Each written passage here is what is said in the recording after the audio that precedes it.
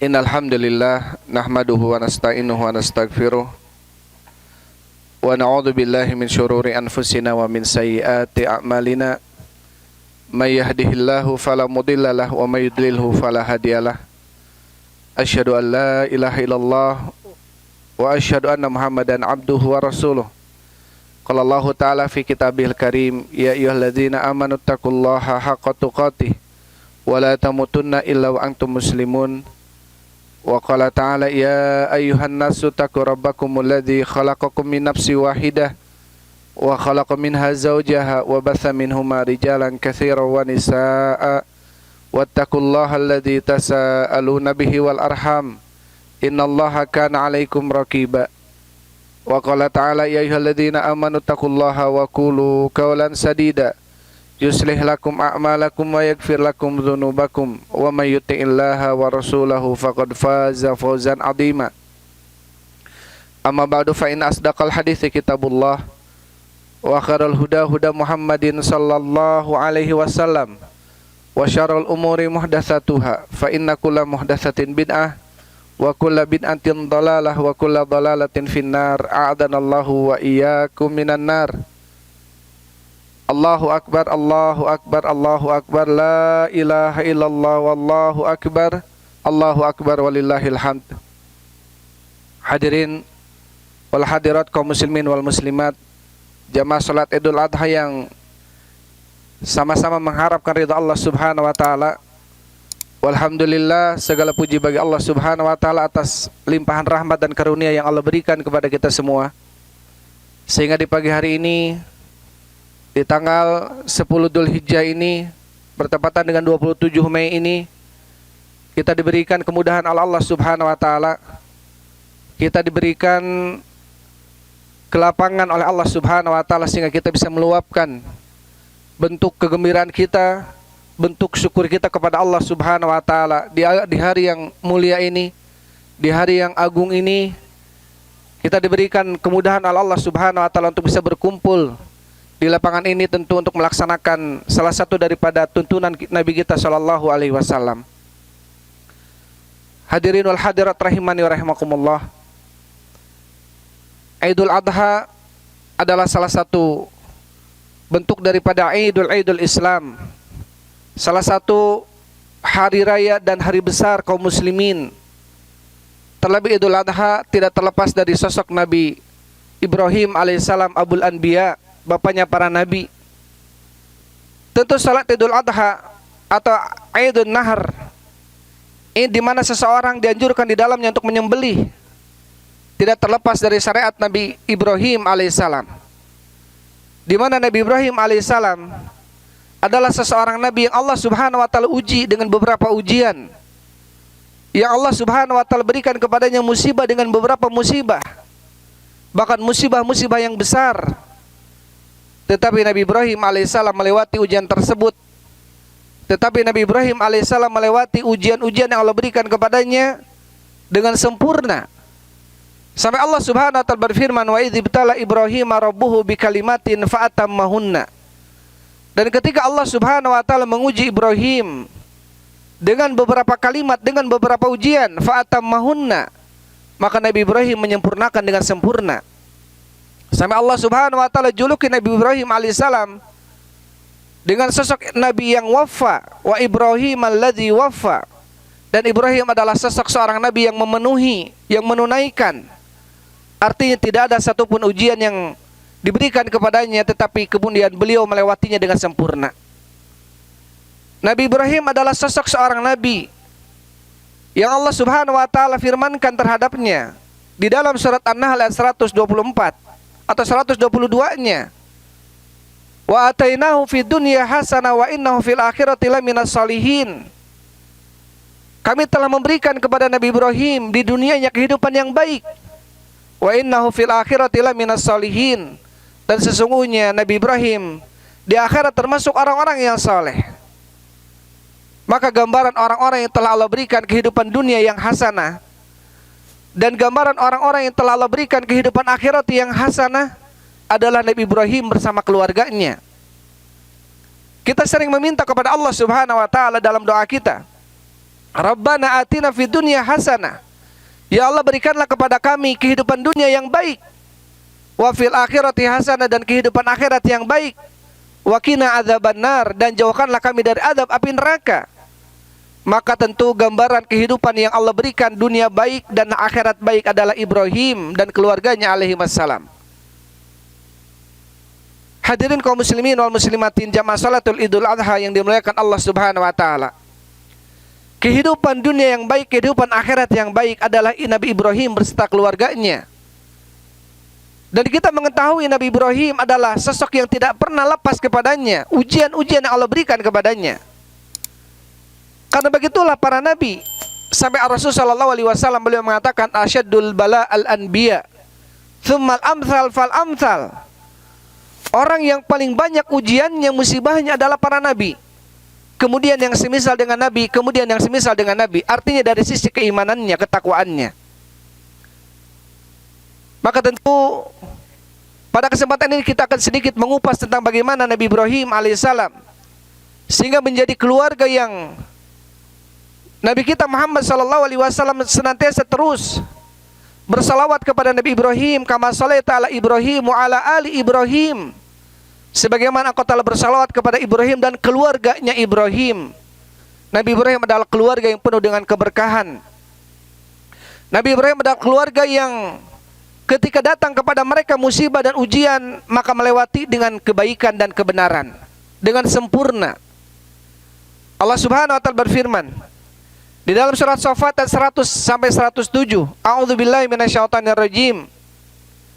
Rabbi habli minas sholihin. Nabi Ibrahim meminta kepada Allah Subhanahu wa taala, ya Rabb, berikanlah kepadaku keturunan yang saleh. Fabasyarnahu bigulamin halim, maka kami berikan kepadanya kabar gembira dengan anak yang santun, yaitu Nabi Ismail alaihissalam. Falamma balagha ma'ahu sa'ya, ketika anak tersebut sudah mencapai umur sa'ya, umur di mana seseorang bisa berupaya. Qala ya bunayya inni ara fil manami anni adzbahuka fandur madza tara.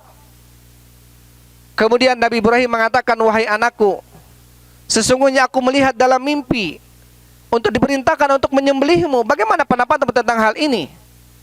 Kemudian Nabi Ismail mengatakan, ya abati if'al ma tu'mar satajiduni insyaallahu minas sabirin. Wahai bapakku, lakukanlah apa yang diperintah, maka aku akan mendapatiku termasuk orang yang sabar insyaallah.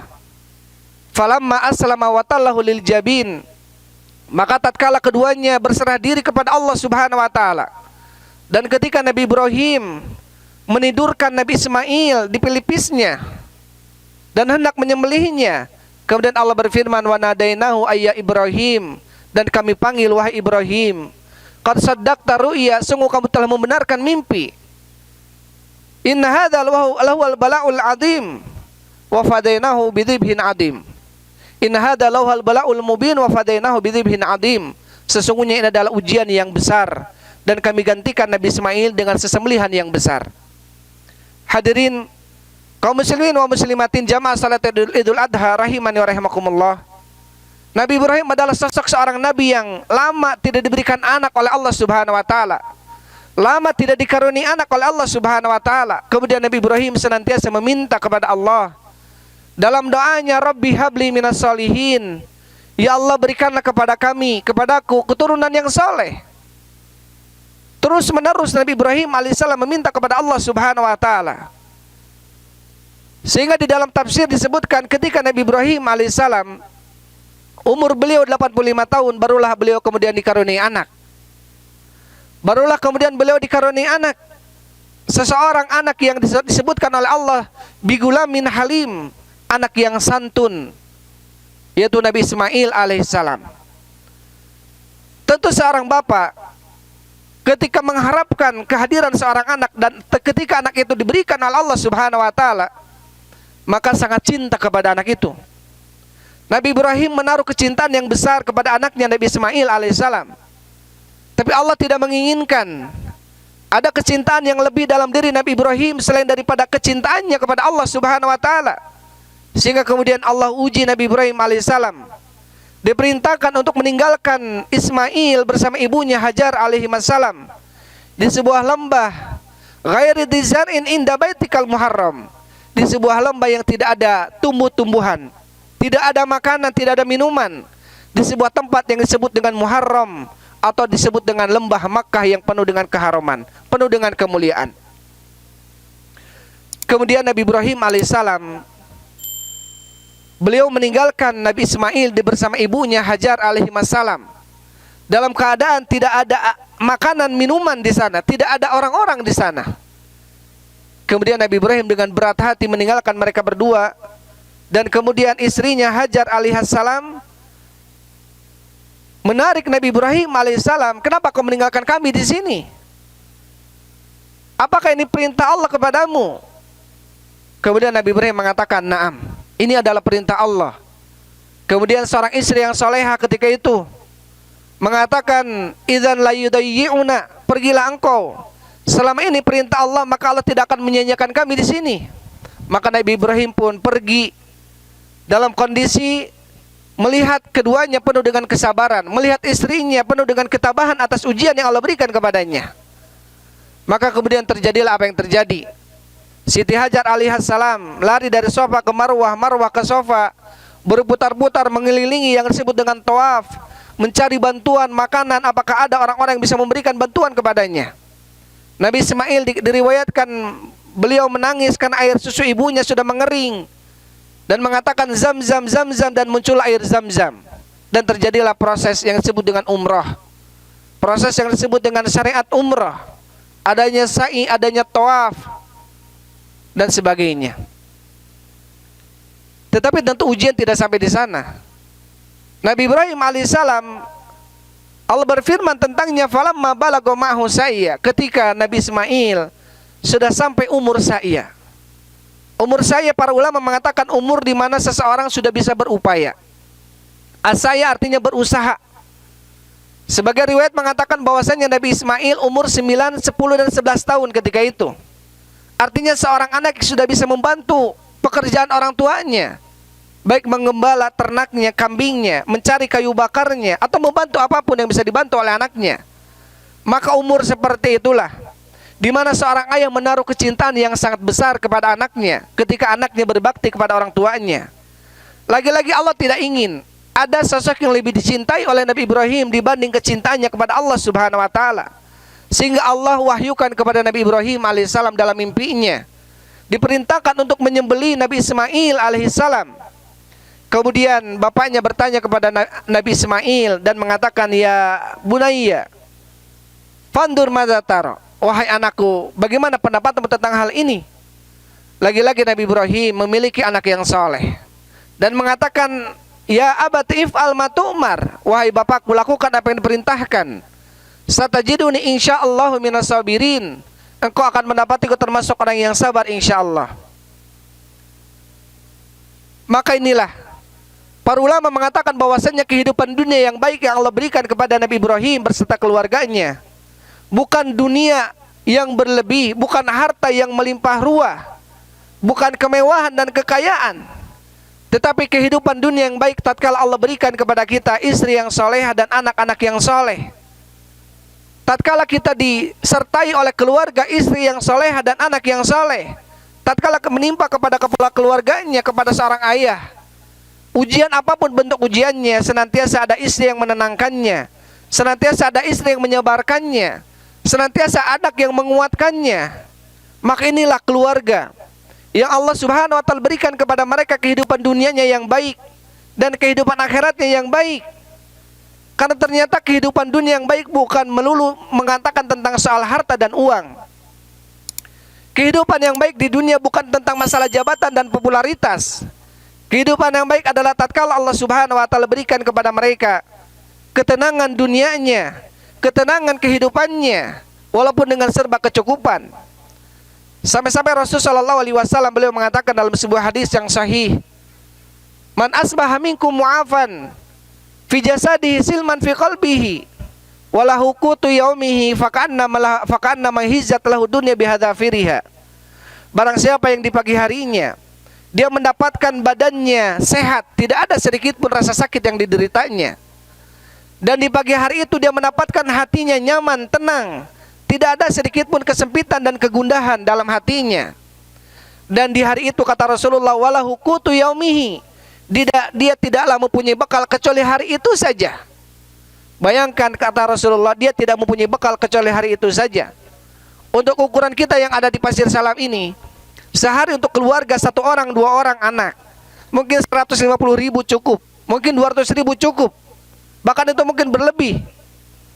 Tetapi Rasulullah SAW mengatakan, barang siapa yang di pagi harinya mendapatkan badannya sehat, tidak ada sedikit pun penyakit yang dirasa, mendapatkan di pagi hari itu hatinya nyaman, tenang, tidak ada sedikit pun kegundahan, kesempitan, ketakutan. Dan di hari itu kata Rasulullah, dia punya bekal hanya untuk hari itu saja, hanya 100.000 saja, hanya 200.000 saja. Tetapi kata Rasul sallallahu alaihi wasallam, faka'annama hizat lahu dunya bihadafiriha, seakan-akan telah diberikan kepada dia dunia dan isi-isinya. Seakan-akan telah diberikan kepada dia dunia dan isi-isinya. Kenapa? Karena ternyata yang terpenting di dalam kehidupan kita, hadirin kaum muslimin, adalah bagaimana Allah memberikan kenyamanan dalam hidup kita, ketenangan dalam hidup kita. Karena yang terpenting bukan berbicara tentang masalah uang dan harta jabatan, tetapi tentang bagaimana agar kita mendapatkan kehidupan yang nyaman, kehidupan yang tenang. Banyak orang-orang yang Allah berikan dunianya, banyak orang-orang yang Allah tinggikan jabatannya di negara ini, tetapi tidak diberikan ketenangan oleh Allah Subhanahu wa taala. Terlebih tatkala mereka jauh dari Allah Subhanahu wa taala. Terlebih tatkala mereka menghindar dari zikir kepada Allah Subhanahu wa taala. Maka jaminan orang-orang yang berpaling dari Allah adalah kehidupan yang sempit. Allah Subhanahu wa taala berfirman, "Wa man a'rada an dzikri fa inna lahu ma'isyatan dhanka." Barang siapa yang berpaling dari zikir kepadaku, kata Allah, fa inna lahu ma'isyatan dhanka, maka sesungguhnya baginya kehidupan yang sempit. Jaminan dari Allah Subhanahu wa taala bagi orang-orang yang lupa kepada Allah, bagi orang-orang yang berpaling untuk mengingat Allah, maka kehidupan dia sempit. Walaupun dia orang terkaya di dunia ini, walaupun orang yang paling tersohor di dunia ini, walaupun orang yang paling tinggi jabatannya di dunia ini, tatkala dia tidak mengingat Allah, tatkala dia lupa kepada Allah Subhanahu wa taala, maka jaminan dari Allah, fa innalahu ma'isyatan dhanka, maka sesungguhnya baginya adalah kehidupan yang sempit. Allahu akbar, Allahu akbar, la ilaha illallah, wallahu akbar, Allahu akbar walillahil hamd. Hadirin kaum muslimin wa muslimatin, jamaah salat Idul Adha yang dimuliakan Allah Subhanahu wa taala. Maka tentu kenyamanan hidup adalah salah satu tujuan yang kita cari. Kenyamanan hidup dunia dan kenyamanan hidup akhirat. Maka tatkala kita meminta kepada Allah Subhanahu wa taala dalam doa kita, Rabbana atina fid dunya hasanah, ya Allah berikanlah kepada kami kehidupan yang baik. Bukan dunia, bukan kemewahan, bukan itu yang kita harapkan, tetapi kenyamanan hidup. Percuma kemewahan yang kita dapatkan, yang Allah berikan kepada kita, kalau tanpa disertai dengan kenyamanan hidup kita, kalau tanpa disertai dengan ketenangan hati kita. Allah Subhanahu wa taala berfirman dalam surat An-Nahl 87, "Man amila sholihan min dzakarin aw untha wa huwa mu'min, falanuhyiyannahu hayatan thayyibah." Barang siapa yang mengamalkan amalan soleh, baik laki-laki ataupun perempuan, dan dia beriman kepada Allah Subhanahu wa taala, falanuhyiyannahu hayatan thayyibah, maka kami akan berikan kepadanya kehidupan yang baik. Jaminan dari Allah Subhanahu wa taala bagi orang-orang yang beramal soleh, baik laki-laki ataupun perempuan, dan dia beriman kepada Allah, jaminannya Allah akan berikan kehidupan yang thayyib. Allah akan berikan kepadanya kehidupan yang baik. Kehidupan yang baik yang dimaksud dalam ayat ini bukan kemewahan dunia. Kehidupan yang baik dalam ayat ini bukan tentang masalah harta dan tahta, tetapi kehidupan yang baik adalah sebagaimana para ulama mengatakan, itmi'nanul qalbi wan syirahu sadri. Kehidupan yang baik adalah ketenangan hati, kelapangan dada. Maka itulah kehidupan yang baik. Maka tatkala kita diberikan oleh Allah Subhanahu wa taala kenyamanan hidup kita, ketenangan hidup kita, maka ketahuilah itu adalah harta yang tidak ternilai. Banyak orang-orang, baik orang kafirnya, orang muslimnya, mereka mencari bagaimana agar mereka hidup tenang di dunia ini. Tapi banyak orang-orang salah mencari jalannya. Ternyata ketenangan bisa dicari dengan cara kita mengingat Allah Subhanahu wa taala. Allah Subhanahu wa taala berfirman, "Ala bidzikrillahi tatmainnul qulub." Ketahuilah sesungguhnya dengan berzikir kepada Allah maka hati akan menjadi tenang. Ternyata kehidupan yang tenang adalah dengan beramal soleh. Sebagaimana Rasul Shallallahu Alaihi Wasallam bersabda, Ala inna sakinata nazalat bihal Quran. Ketahuilah sesungguhnya ketenangan akan turun bersama Al-Quran. Perbanyak oleh kita membaca Al-Quran, maka kita akan diberikan ketenangan hati kita. Hadirin wal hadirat kaum muslimin wal muslimatin rahimani wa rahimakumullah. Tentu di hari Idul Adha ini kita meminta kepada Allah Subhanahu wa taala untuk senantiasa memberikan kepada kita taufik hidayah, untuk senantiasa memberikan kepada kita kekayaan hati kita, kecukupan hati kita, dan ketenangan di dalam kehidupan dunia ini. Dan senantiasa kita diberikan oleh Allah kemudahan untuk terus beramal soleh, yang dengan amalan tersebut menyebabkan kita diberikan kenyamanan dalam hidup kita. Innallaha wa malaikatahu yusholluna 'alan nabi ya ayyuhalladzina amanu shollu 'alaihi wa sallimu taslima. Allahumma sholli wa sallim ala nabiyyina Muhammadin wa ala alihi wa ashabi ajmain. Allahumma ighfir lil mu'minina wal muslimin wal mu'minati wal mu'minin al-ahya minhum wal amwat innaka sami'un qaribun mujibud da'wat. Rabbana hab lana min azwajina wa dhurriyyatina qurrata a'yun waj'alna lil muttaqina imama. Rabbana atina fid dunya hasanah wa fil akhirati hasanah wa qina adzabannar. Aqulu qouli hadza wa astaghfirullah li wa lakum. Wassalamu alaikum warahmatullahi wabarakatuh.